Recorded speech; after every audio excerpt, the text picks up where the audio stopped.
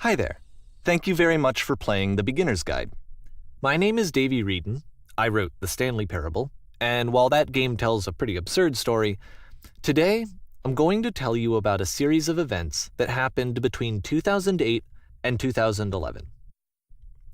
We're going to look at the games made by a friend of mine named Coda. Now, these games mean a lot to me. I met Coda in early 2009 at a time when I was really struggling with some personal stuff, and his work pointed me in a very powerful direction. I found it to be a good reference point for the kinds of creative works that I wanted to make. So just to start you off, this is, I think, the first game he ever made. It's a level for Counter-Strike. You can walk around here, by the way. And mostly it's just Coda learning the basics of building a 3D environment. But what I like is that even though he starts from the simple aesthetic of a desert town, he then scatters these colorful abstract blobs and impossible floating crates around the level. And of course, it destroys the illusion that this actually is a desert town, and instead this level becomes a kind of calling card from its creator. It's like a reminder that this video game was constructed by a real person. And it kind of makes you wonder, what was going through his head as he was building this? This is what I like about all of Coda's games. I mean, not that they're all fascinating as games, but that they are all going to give us access to their creator. I want us to see past the games themselves. I want to get to know who this human being really is. And that's exactly what we're going to do here. So, it's 2008, Coda starts making these games, and he never releases any of them. He doesn't put them onto the internet, he just makes them and then immediately abandons them, and they sit on his computer forever. And I think he really understood this image of himself as a recluse. At one point, he jokingly renamed his computer's recycling bin to Important Games Folder.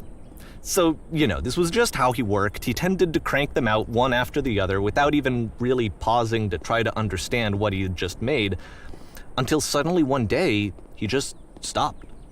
In 2011, that was it. He made his last game, and then he hasn't made another one since. And that's why I've taken this opportunity to gather all of his work together, is because I find his games powerful and interesting, and I'd like this collection to reach him, to maybe encourage him to start creating again. And if the people like you who play this also happen to find his work interesting, then I'm sure it'll just send that much stronger of a message of encouragement to Coda. So thanks for joining me on this. If you have a particular interpretation that I haven't mentioned here, or if you just need to get in touch, you can email me at daveyWreden@gmail.com. Okay, that's about it for introduction. Let's take a look at Coda's first proper game. As each game is loading, I'll show you the date that it was completed. This first one was made in November 2008.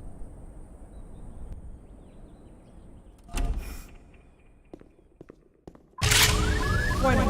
Whisper machine active. Shift destruction imminent. This game is called Escape from Whisper, and it's one of the more generic games you'll see from Coda.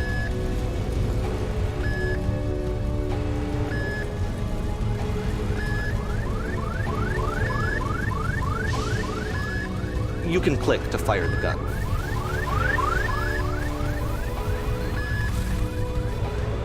Security call breached. Hostile alien life form inbound. It kinda looks like this game was abandoned mid-development. For instance, you have this gun, which you'd think would indicate that there are supposed to be monsters or enemies somewhere, but then clearly there are no enemies anywhere. You can't even reload the gun when you run out of bullets. But ultimately we don't really know. Maybe Coda thought that actually it was complete the way that it is. And I think that we should talk about his games for what they are, rather than for what they're not. Enemy force neutralized. Begin ship evacuation. I love how you can see the bottom of the universe from this room.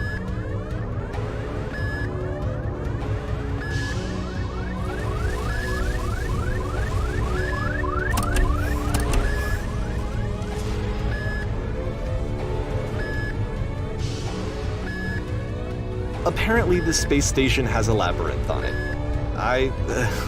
Sure, I don't know. There's really no reason for it that I've ever been able to discern, so in the interest of time, I'm just gonna skip you on past it. Okay, this is the part that's interesting. The game has this narrative about the whisper machine and how it has to be turned off, and then you get to the engine room. Hey, you there, in the engine room. You could save us all. That beam is powering the whisper machine. We could disrupt it by introducing a great enough heat signature. If your body could stop the beam.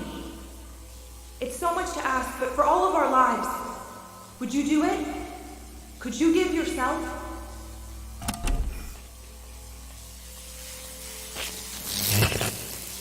Let me pause here for a second. What you just experienced, stepping into the beam and then dying, is probably what Coda had initially intended when he was developing this level. But when he first compiles and plays it, something goes wrong. There's a bug somewhere. And this is what happens instead.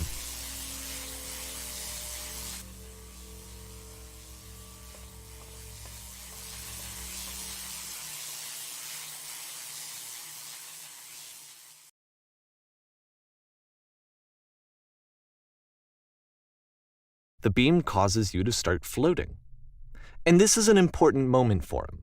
Because yes, this is technically a glitch, but Coda identifies something human about it, like how small it makes you feel in the face of this larger chaotic system. Or this floating could be the afterlife, a peaceful place, juxtaposed against all of the hysteria that you've just had to traverse. I don't even know. I have no idea what he was thinking, but what's clear is that after making this, something lodges itself in his brain. He wants to do more of these really weird and experimental designs. So he stops work on this and moves on to a stream of tiny little games that go in all sorts of directions. Let's go ahead and take a look at the first game he made after leaving this one behind.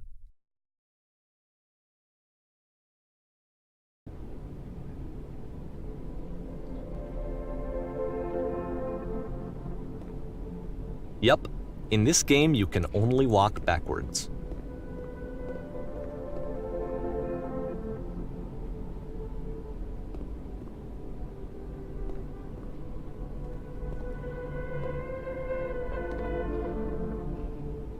So it's a short and relatively minimalist experiment combining motion and narrative. It is less advanced than the previous game, but actually it seems to be more focused, more complete. Coda's trying to give it a unique voice rather than simply basing it on a pre-existing trope.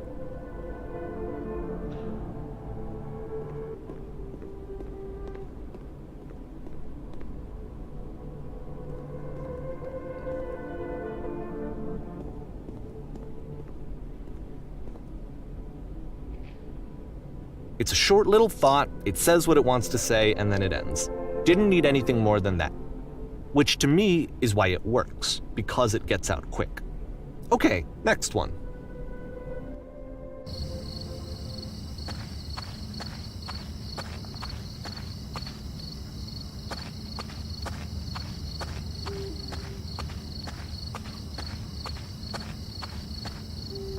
And that's it.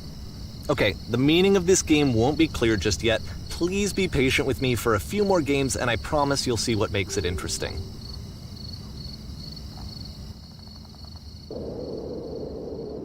Oftentimes, Coda would put bizarre titles like this one at the start of his games. I wish I'd known him at the time that he was making these early games. He would really only talk to me about his work as he was making it. Once he stopped work on a game, that was it. It was dead to him. And I don't agree with that at all, but what are you gonna do?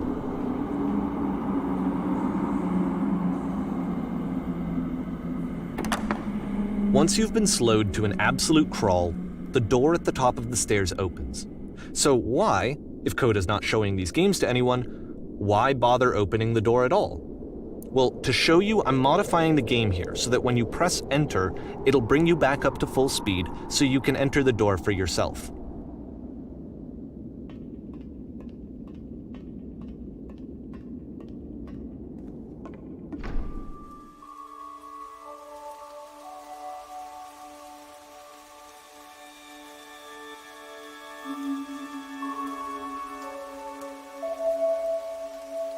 A room that's warm and nice and filled with little ideas for games.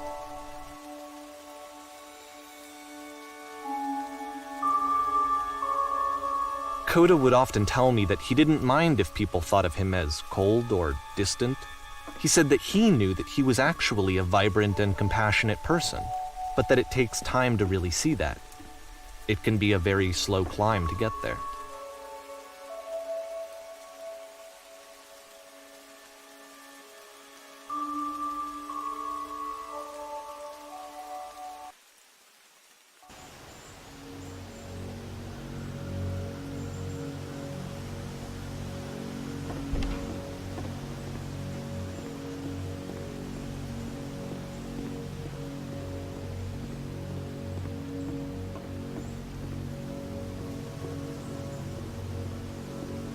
Well, this is new for Coda. It's an actual puzzle.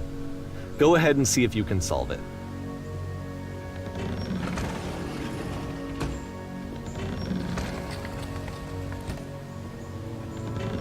Don't forget that solution, because we're going to see this puzzle again soon. We're going to see it a lot.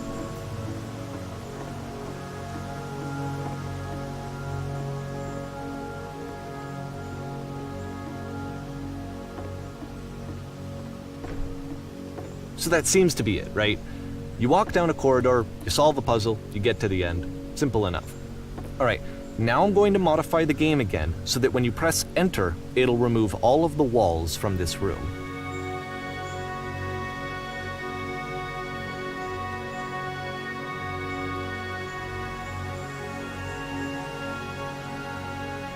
How about that? There was more to it than we had any way of knowing.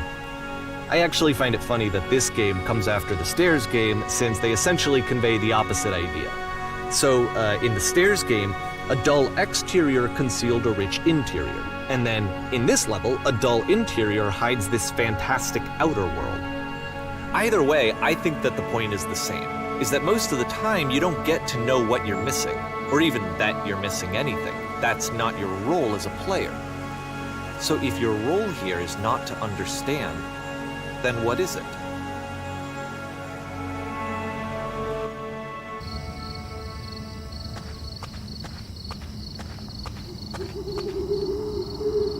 Aha!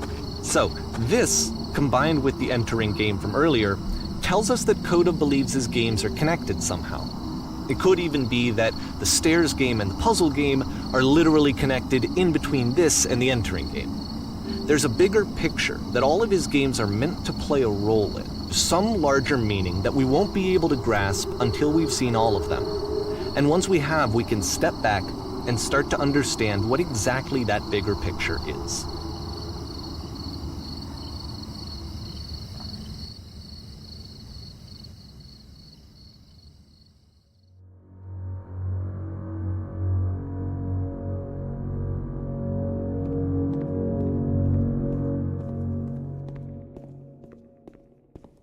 Let's talk about video game development for a second.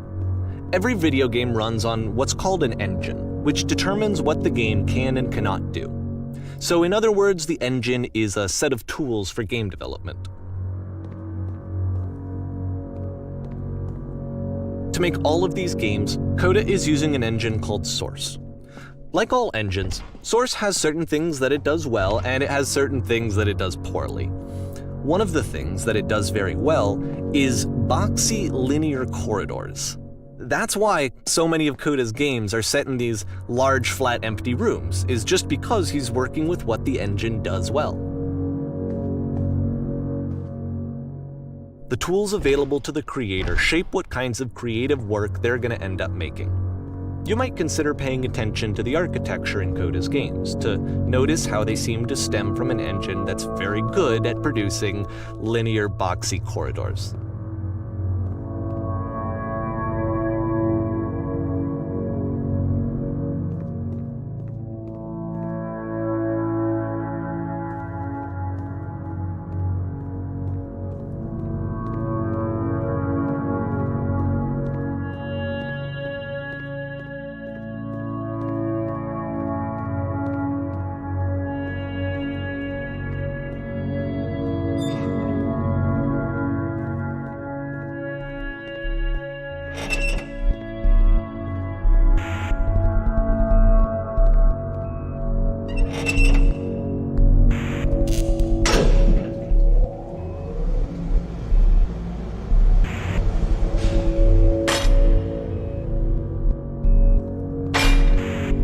prison. Funny enough, in Coda's original design, the doors stayed shut for a full hour before letting you go.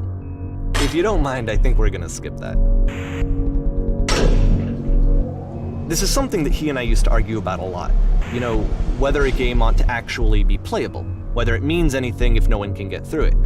And I would always defend that, you know, all this work goes into the game, why not make it playable and accessible? And so we just got into heated arguments over it, and there was one time that after one of these conversations, he went home, and a day or two later, he sent me a zip file entitled Playable Games that was full of hundreds of individual games, each of which was just an empty box that you walked around in and nothing else. Believe me, I played every single one of those just to find out if there was like a gag hidden somewhere. There wasn't.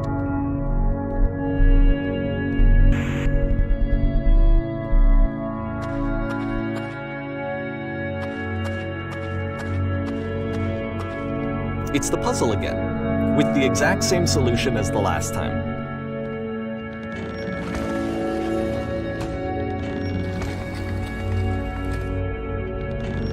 There's still no clear indication of what makes this puzzle so special that Coda is going to return to it over and over. But I promise I'll share with you my interpretation very shortly.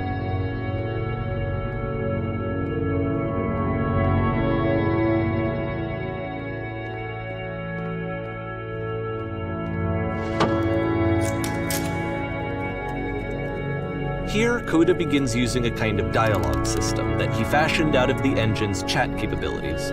Use the 1, 2, 3 buttons on your keyboard to respond.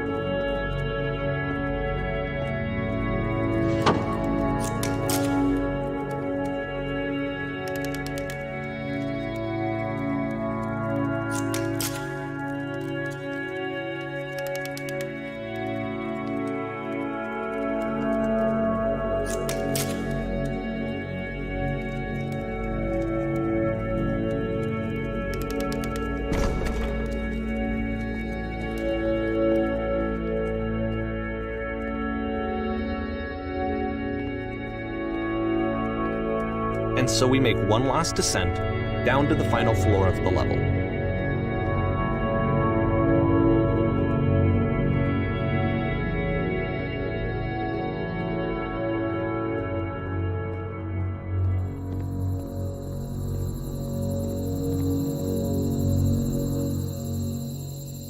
It's a lamppost. Okay, I can't tell you quite why, but for some reason Coda fixates on this lamppost. It's going to appear at the end of every single one of his games from here on out.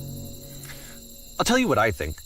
I think that up to this point, you know, he's been making really strange and abstract games with no clear purpose, and maybe you can only float around in that headspace for so long. Because now he wants something to hold on to. He wants a reference point. He wants the work to be leading to something. He wants a destination, which is what this lamppost is. It's a destination. We're going to see it in the work as well. His games are just going to become a lot more cohesive, a lot more fully developed, with more of a clear idea behind them. And as we go, that idea will get clearer and clearer and clearer.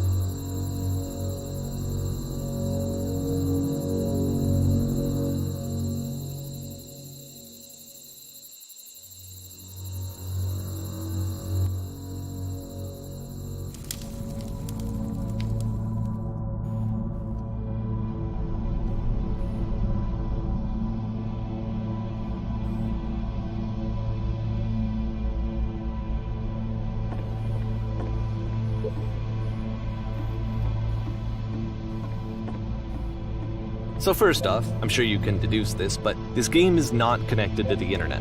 All of the notes that you're gonna see have been written by Coda.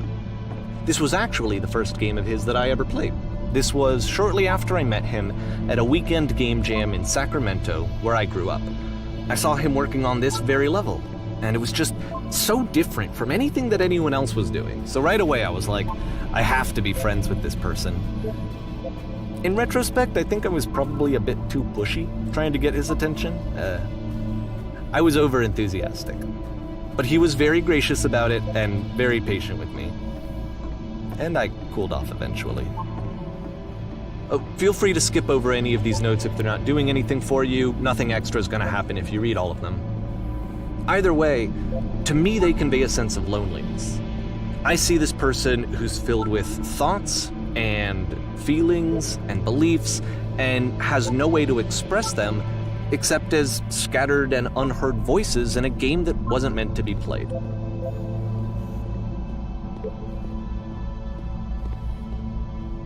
But it's ironic, isn't it, that in playing this game and seeing how alone Coda often felt, that we get to know him better and actually kind of connect with him. And I have to be honest with you, this idea is really seductive to me. That I could just play someone's game and see the voices in their head and get to know them better and have to do less of the messy in-person socializing. I could just get to know you through your work.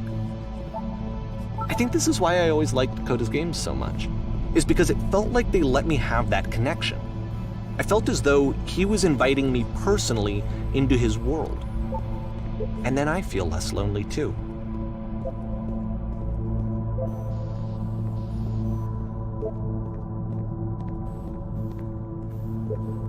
At the end of this level, we're going to see the puzzle again. And here, I'll tell you what I think the puzzle means. Each of these games represents an idea that was on Coda's mind at the time that he was making it. And the puzzle is a way of closing the door on a previous chapter of his life before moving on to the next one. In each of his games, after exploring a theme that, he might find difficult, Coda can then place this puzzle that he knows has a reliable solution. He understands exactly how it works, and so it gives him a simple mechanism for moving on. And because there's this dark area between the doors, a space between spaces, before you move on, you get to pause. Just for a moment, a few seconds to reflect on and let go of the events that led you here. To step back and connect the pieces together, to grasp at that elusive bigger picture.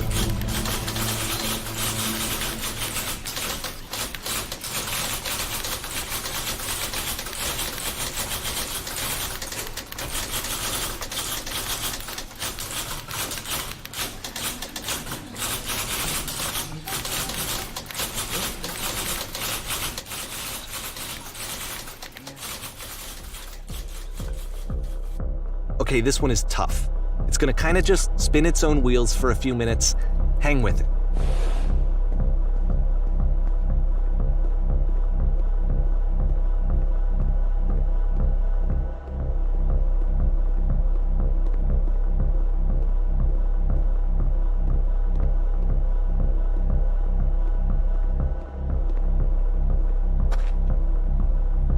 See, this is it, the whole game. And there's nothing that's particularly interesting about it. You just walk to the end of a hallway. Except, for some reason, Coda gets really fixated on this prison that has all of this modern furniture. And I don't know why, but he decides he needs to revisit this prison. He's gonna start over, use the same assets, turn it into something else. Okay, cool. Here's version 2.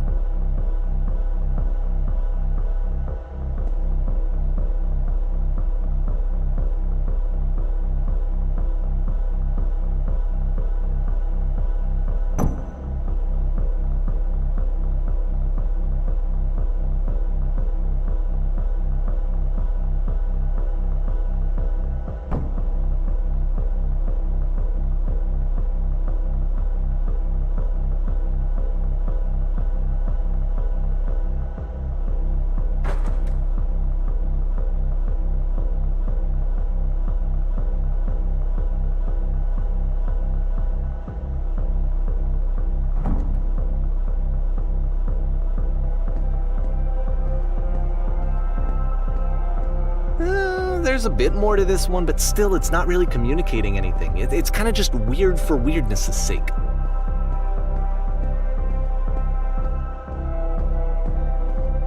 So okay, he throws it out and starts over. This time he comes at the prison idea from a different direction.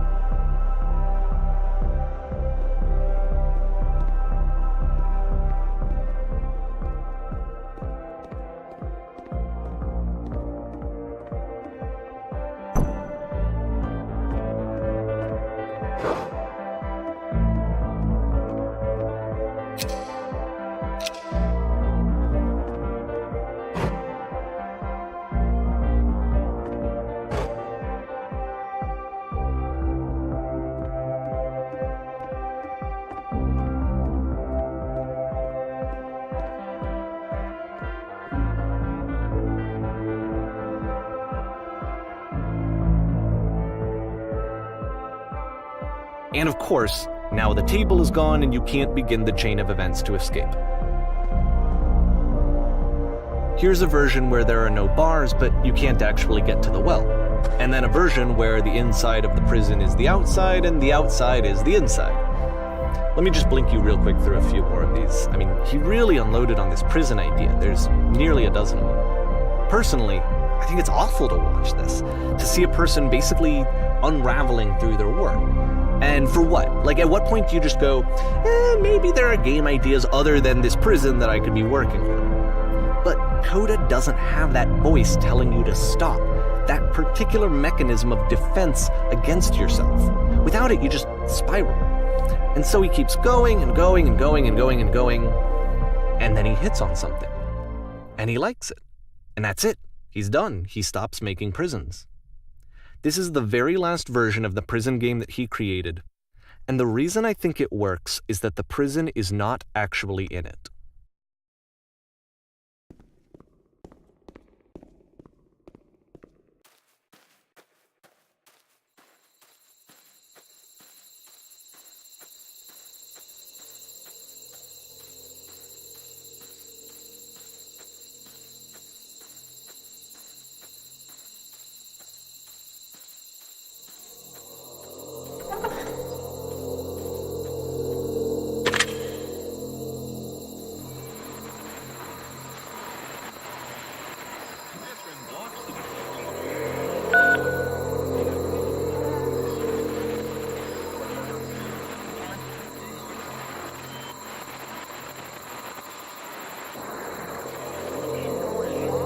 It's a conversation. And so this is what Coda wants, is to be able to talk to someone, to share what's on his mind, and to get some good advice from someone who knows. But the irony is that even in this scenario, you're still talking to yourself. You know, all of these games so far are Coda talking to himself.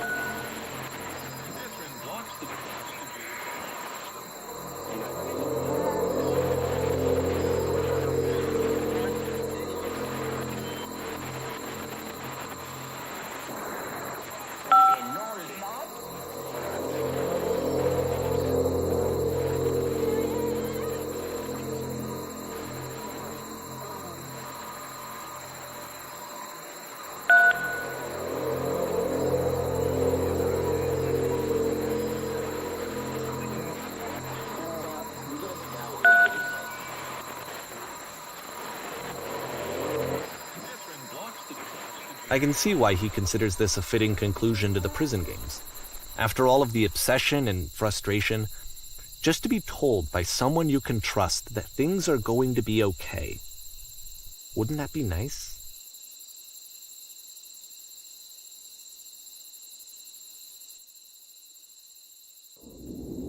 So what would it look like if Coda wanted to make a game about talking to someone other than himself?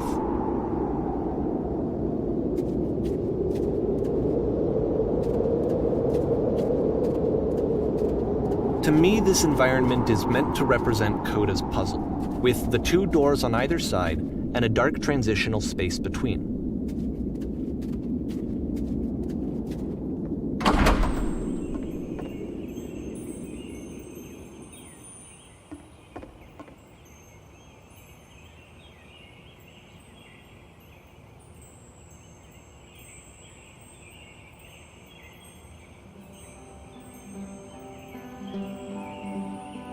You'll notice that the quality of the art is a step up from previous games, including this new and improved chat system, which he started using from this point on. From here on out, he begins putting much more effort into the visual polish of his work, and this particular game took 2 months to create as a result.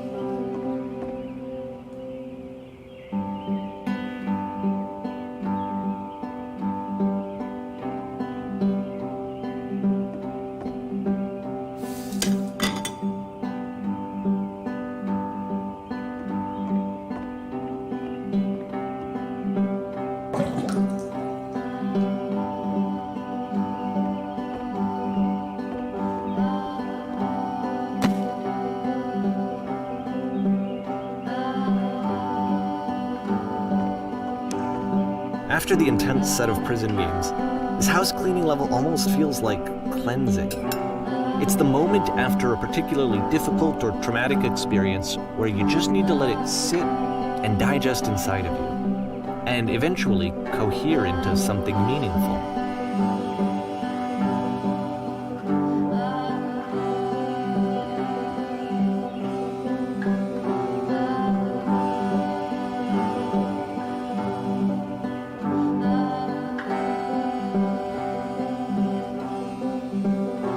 I know that Coda really liked this game.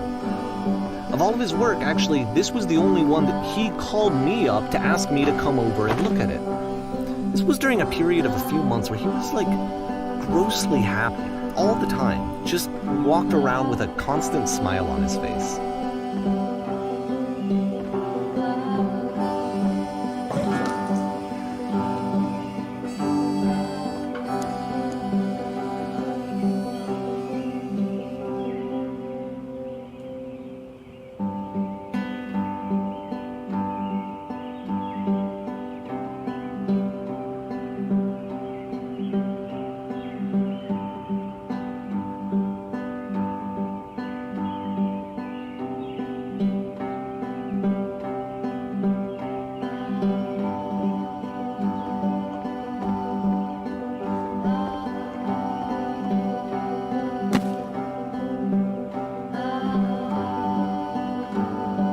I'm glad he made this.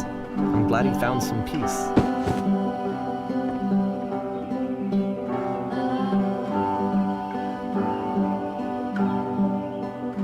But, of course, it can't last. The music stops, your companion is gone, it's time to leave. The door at the top of the hill is now open as well. Again, you can't stay in the dark space for too long. You just can't. You have to keep moving. It's how you stay alive.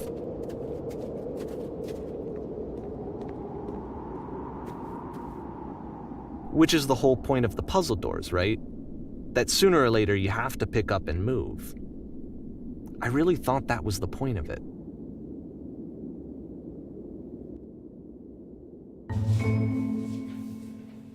This one gets a bit goofy.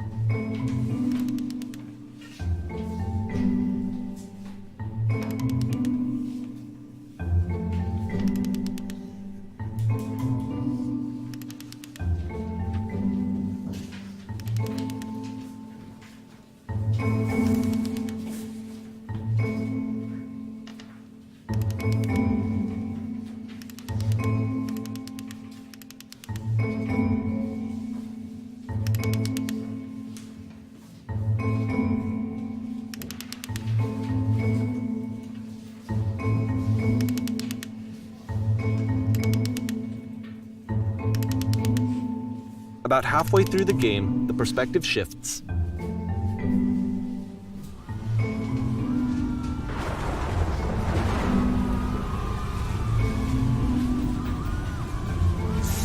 And you play as the teacher. And suddenly, you discover that your teacher is just as bigoted and afraid as you are.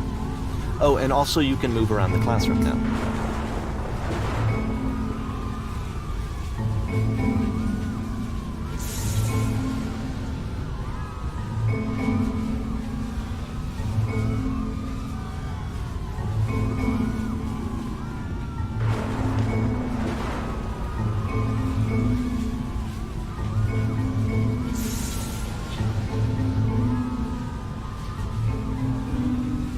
I fell pretty hard for this one.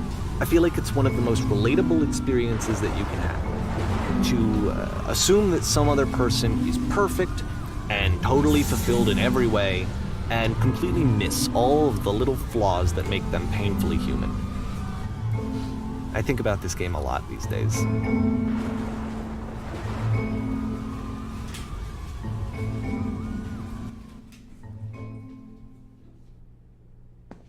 This one took a lot longer than all the others for Coda to make.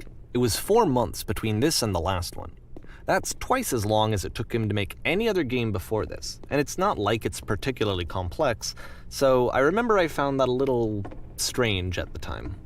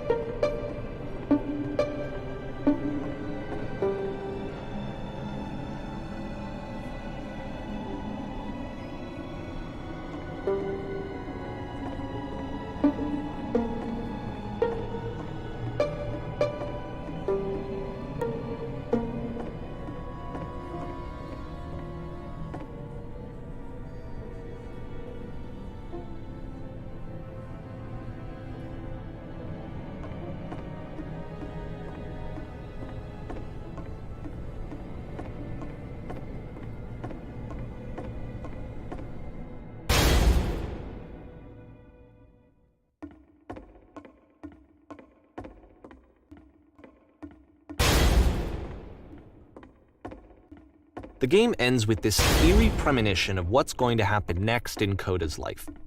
The solution to social anxiety, to fears of having to perform and having to chase success, the answer for Coda is to withdraw, to hide himself away. Which is what leads to scenarios like the stairs that slowed you down several games ago, where it just becomes harder and harder to access Coda's inner landscape because he keeps retreating. He just keeps backing away from possible connections to anyone other than himself. And to be honest, I didn't consider it very healthy when I first played this game. It looks to me like he was trying to justify the idea of just disconnecting yourself from the world. And that wasn't what I wanted for him or for his games. Because I feel like a lot of his games are inviting me to connect with this person, to bring him closer. But what can you do? After this, Coda went off and took another 5 months to make a new game.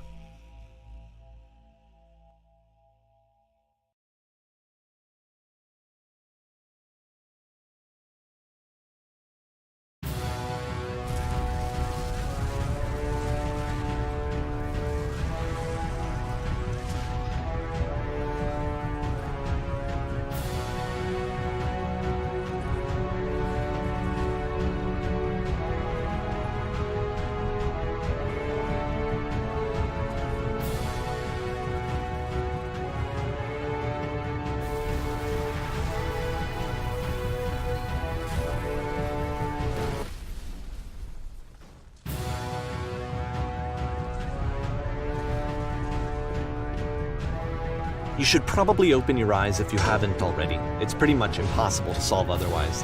And there is a solution, by the way.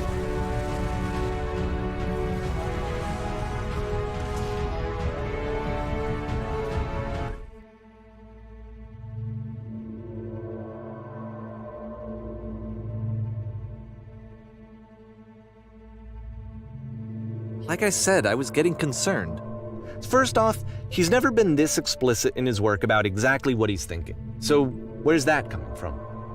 But then even weirder, his work has potentially stopped being an outlet for him. Not like he's having trouble iterating on ideas, but he literally just can't think of new ideas anymore. And in person, he was being a lot more distant than usual. Like, you know how sometimes a person will just deflect anything that you say in order to keep themselves disconnected all the time? It was that kind of thing. Here was the point in my relationship with Coda where I really started to wonder if he needed my help in some way.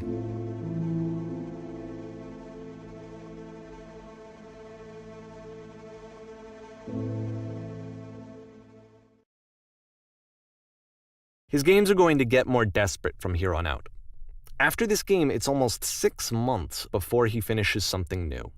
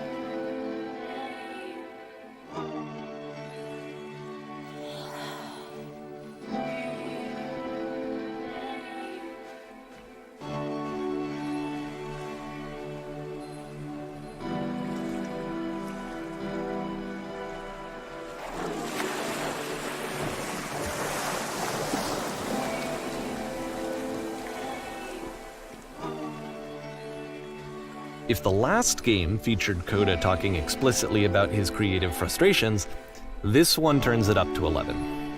Now, put yourself in my shoes playing this. Here's a friend whose work is exhibiting signs of struggle, frustration, anxiety, depression, even. And yet, still, he keeps making games. He keeps throwing himself into the grinder even when he clearly doesn't have the energy for it anymore. Why? What is it for?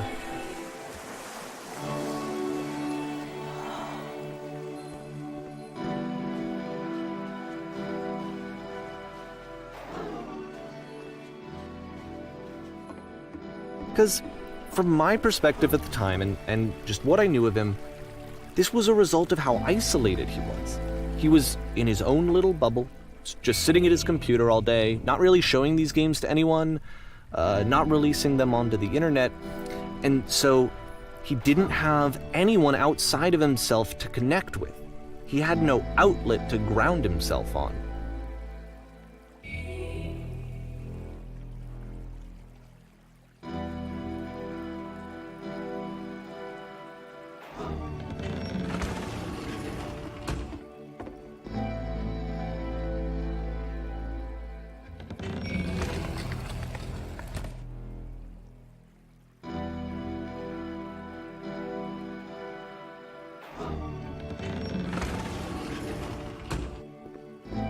You can't talk yourself out of loneliness. It doesn't work that way.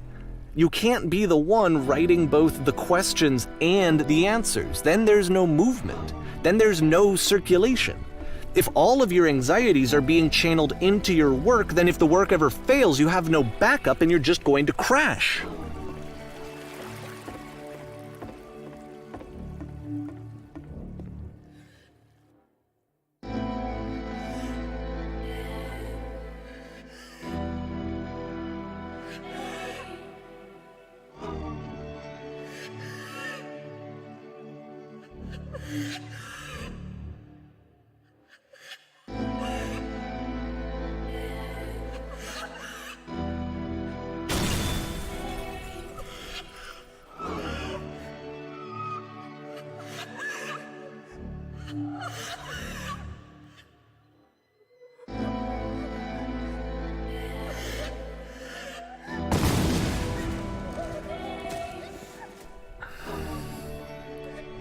Seeing this game at the time that he made it, it looked really unhealthy to me.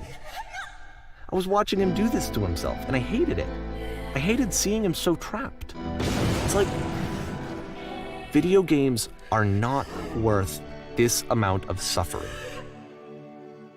This is someone I really cared about, and I used to get so much joy out of seeing him create. For him to suddenly become angry and frustrated like this, it was the worst thing for me.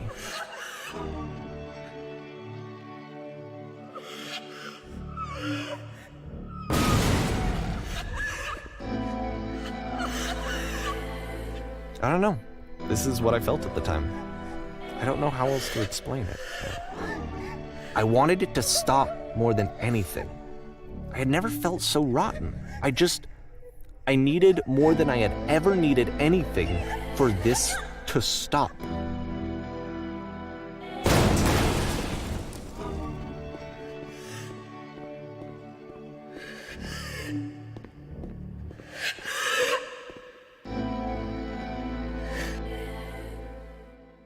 But it didn't stop. After finishing this one, Coda takes another 7 months and comes up with a new game.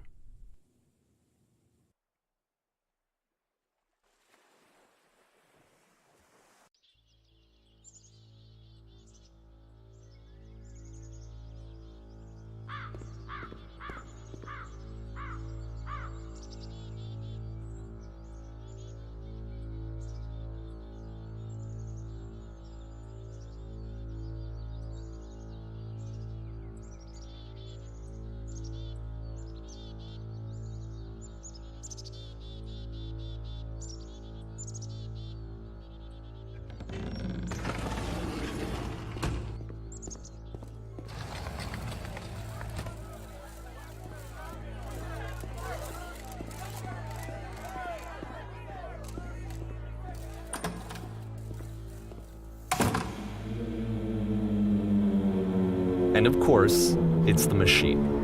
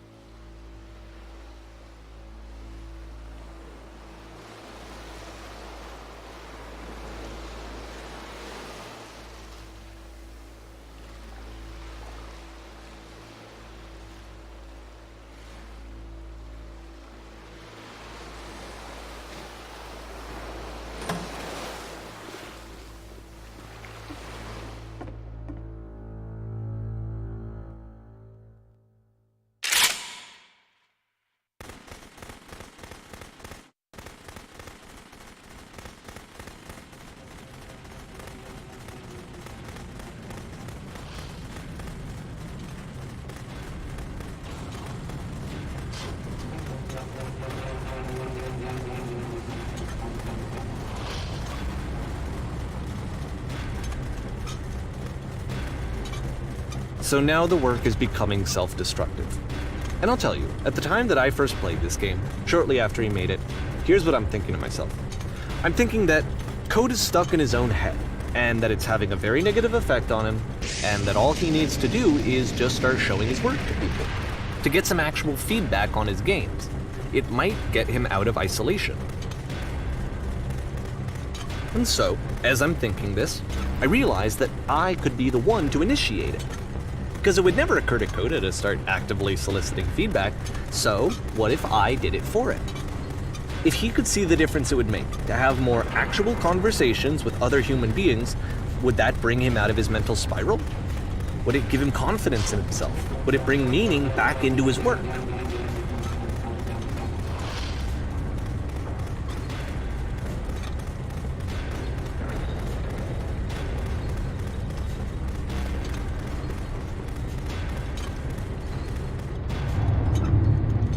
So I started showing Coda's work to people. I took this one, and the islands which you just played, the theater, the notes, the house cleaning game, and some of the prison escape games. I brought them to people that I knew and trusted. I asked their opinions. And the great part is that they really loved his games. You know, the point of it all was just to give him some external reference point, but they genuinely loved his work. There was nothing for him to be afraid of.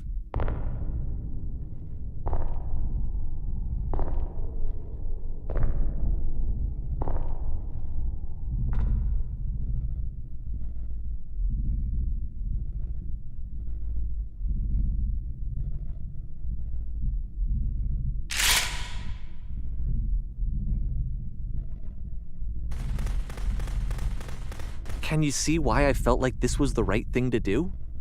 Because it's the thing that I always feel like I need, to be told that my work is good, that I am good. When someone really connects with a thing that I've made, when they see themselves purely in my work, there's nothing that feels better. And I got to give that very same feeling to my friend. I did something, I really felt like I'd done something good, like I was a good person. I felt like there was a friend who was in trouble and was unhappy and maybe didn't like themselves, and I could fix it. If I could give him this gift, maybe I could fix the problem. When they told me how much they enjoyed his games, it was the best feeling. It was the absolute best feeling. It made me feel so happy, so beautifully, beautifully happy.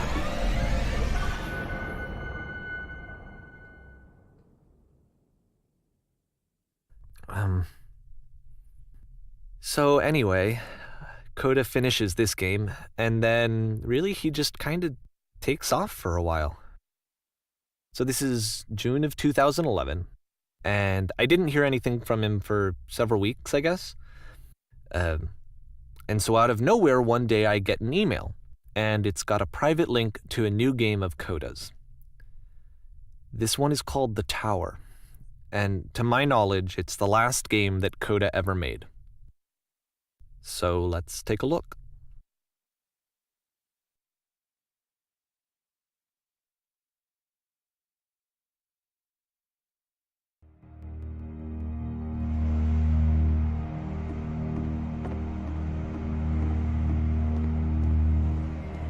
And this is where I have trouble saying anything meaningful about Coda's work.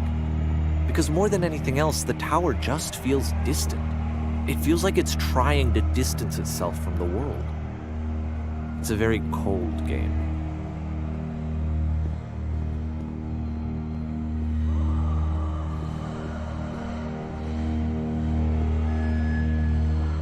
This room actually has a maze in it.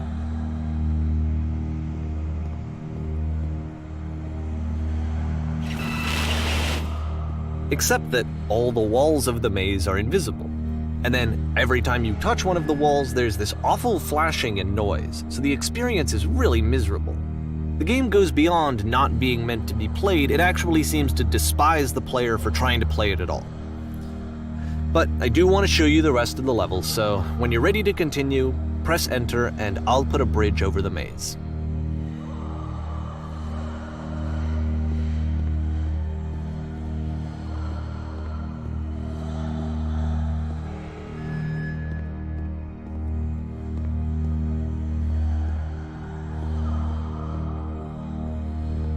And to be fair, it's not like this is the first game that's needed some modification to be playable. Like the house cleaning game. You know, that one used to actually loop the cleaning chores and you just cleaned a house forever. I had to cut it off so that you could exit the house and the game would actually end.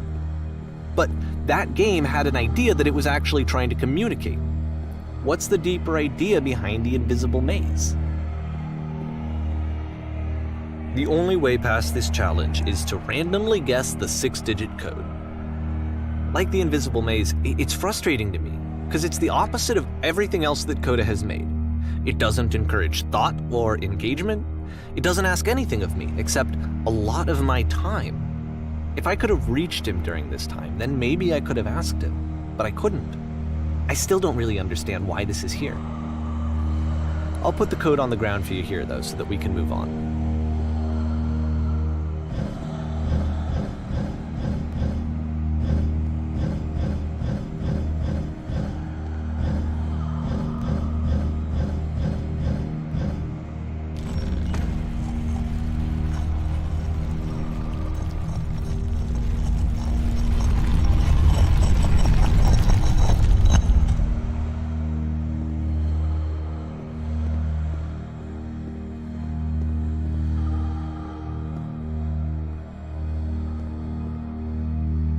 The switch to open this door is actually on the other side of the door, meaning that it's literally impossible to solve from this side. So even if you somehow brute forced your way through the first 2 challenges and you got to this point, there's actually just no way to progress. And it's scary for me, the idea of Coda cutting himself off entirely, just saying, you know, that's it, that's the end of the conversation, not giving me any way to fix the problem. I feel like a failure, I guess, when I can't fix the problem. But I can open this door for you, so let me do that. Was I a failure for not understanding this game? I mean, I don't know why I would be. It's not like everything needs to have a solution, but I feel it somehow. I feel like I failed, and I don't understand why. I remember, it's June of 2011. I'm playing this for the very first time. And as I'm playing, I'm thinking to myself, I don't know this person. I have no idea who this person is. It wasn't the guy I knew, it wasn't my friend. I had come to so many conclusions from looking at all of his work up to this point, and then suddenly none of them... I had been trying to, though. That was the thing. For years I was trying to get to know him, to understand who he actually was and what he stood for. I asked him so many times to please just tell me what his games mean to him. I asked him please to tell me what the 3 dots mean. And he wouldn't. I just felt so strongly that if I could have connected with him, that if I could have somehow made his work my own, that I would finally be once and for all happy. It was that I needed to see myself in someone else. I needed to be someone other than me. But he stopped and left, and it felt somehow like I had failed.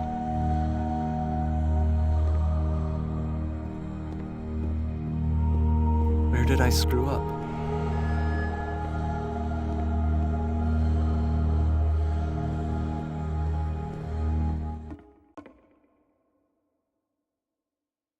I'm the reason that you stopped making games, aren't I? It's because of what I did. I poisoned it for you.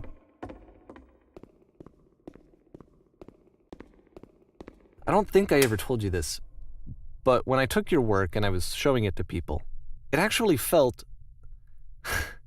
it felt as though I were responsible for something important and valuable.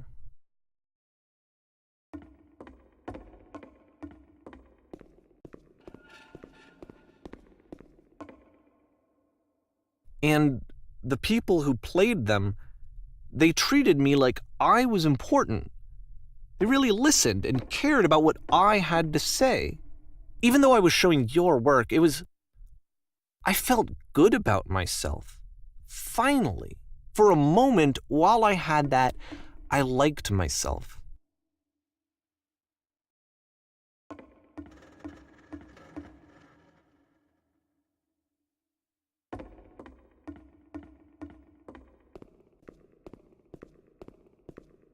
And then you stopped, and I didn't have anything left to show people. I just had to be with myself. And as soon as that happened, there was no feeling at all. Nothing. Less than nothing. What does that mean?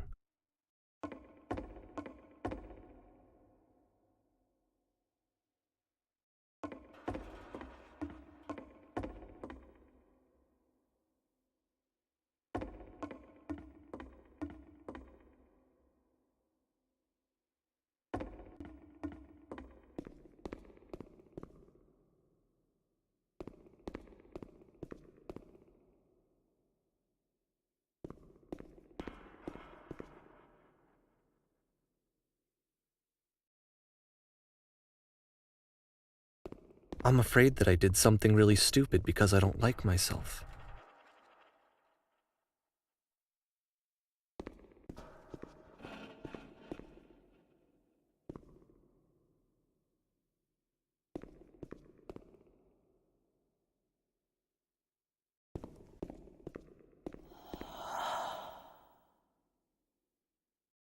That's why I'm releasing this collection of your work, is because I haven't been able to find any other way to reach you. I've tried everything. And so a part of me has hope that if I put this compilation out into the world, and if I put my name on it, that maybe enough people will play it so that it'll find its way to you, so that I can tell you that I'm sorry. I know I screwed up. If I apologize to you truly and deeply, will you start making games again? Please, I need to feel okay with myself again. And I always felt okay as long as I had your work to see myself in. I mean, is something wrong with me? Because I know that I did an awful thing, and I'm doing it again right now. Like, I'm showing people your work, but I can't stop myself from doing it. That's how badly I need to feel something again, like I'm an addict. There has to be something wrong with me. Can I apologize? What if I tell you I was wrong? Will that work? Will that fix it? I don't know. I don't think it will, but there's nothing else that I can do. Just tell me what you want. I'm sorry. I'm sorry. Please, start making games again. Please help me. Please give me some of whatever it is that makes you complete. I want whatever that wholeness is that you just summoned out of nothing and you put into your work. You were complete in some way that I never was. And I want to know I want to know how to be a good person. I want to know how not to hate myself. Please. I'm fading, and all I want is to know that I'm going to be okay.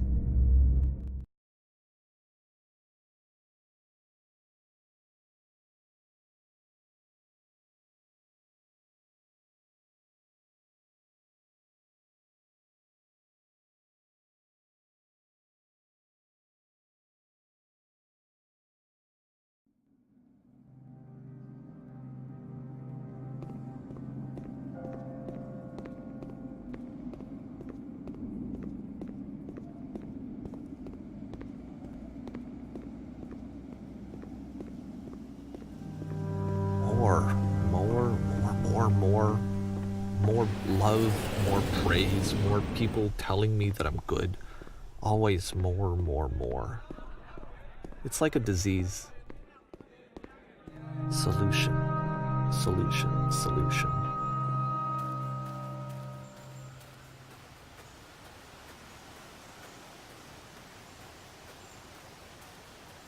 I guess if someone had told me ahead of time that he just really enjoyed making prison games, maybe I wouldn't have thought he was so desperate.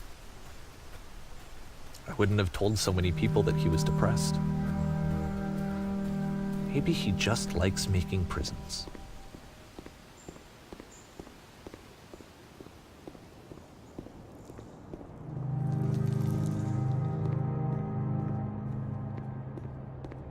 Even now, the disease is telling me to stop.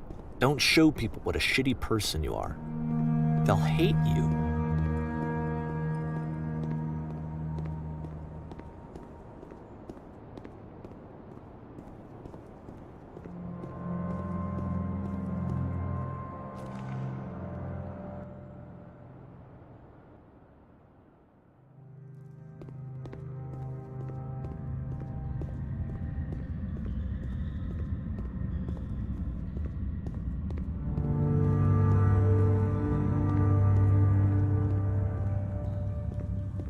if I knew that my life depended on finding something to be driven by other than validation, what would that even be?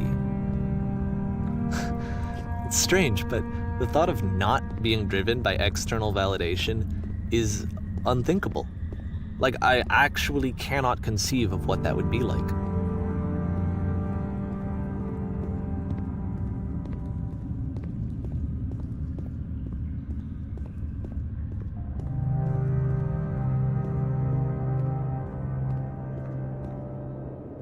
What now?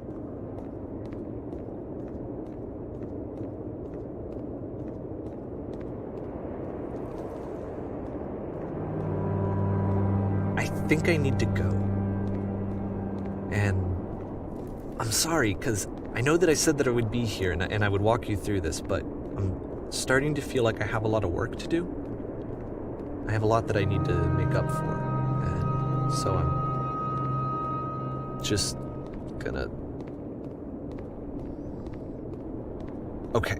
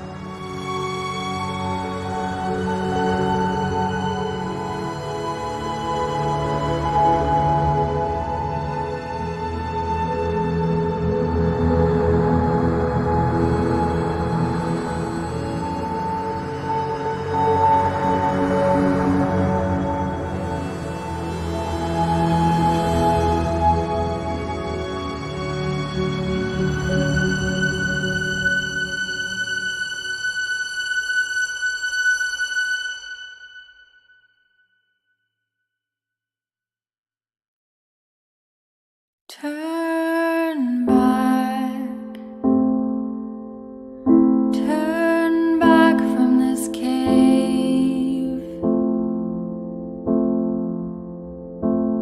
You said